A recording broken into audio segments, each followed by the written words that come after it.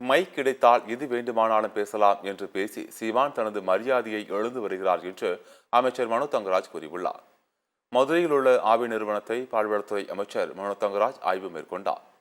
பின்னர் செய்தியாளர்களை சந்தித்த அவர், பால்வளத்துறை நிலையான வளர்ச்சி கண்டு வருகிறது என்றும் அனைத்து கால்நடைகளுக்கும் காப்பீடு வழங்க திட்டமிடப்பட்டு உள்ளதாகவும் தெரிவித்தார். முன்னாள் முதலமைச்சர் கருணாநிதி குறித்த சீமானின் விமர்சனம் தொடர்பான கேள்விக்கு பதிலளித்த அமைச்சர், 5 முறை முதலமைச்சராக இருந்த கருணாநிதி பற்றி அளந்து பேச வேண்டும் என்று கூறினார். மைக் கிடைத்தால் எது வேண்டுமானாலும் பேசலாம் என்று பேசி சீமான் தனது மரியாதையை இழந்து வருகிறார் என்றும் அமைச்சர் மனோ தங்கராஜ் விமர்சித்தார். கருத்து சுதந்திரத்தை பற்றி திமுகவுக்கு யாரும் கற்றுத்தர வேண்டிய அவசியம் இல்லை என்றும் அவர் தெரிவித்தார்.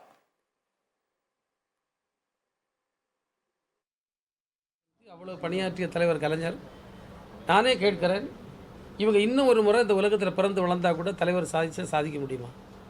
முடியாது. இது அவருடைய மதிப்பீட்டை அவர்களே இழக்கிறார்கள். நீங்கள் மைக் கிடச்சினா எதுவும் பேச முடியுமா? இது கருத்து சுதந்திரம் அல்ல. கருத்து சுதந்திரம் கருத்து சுதந்திரம், வாயில வரத பேச சுதந்திரம் அல்ல.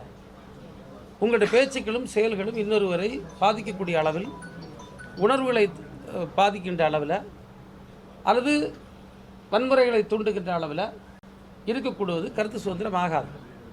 அதில் அவங்க கருத்து சுதந்திரம் திமுக அவங்களுக்கு கற்றுத்தர வேண்டிய அவசியம் இல்லை.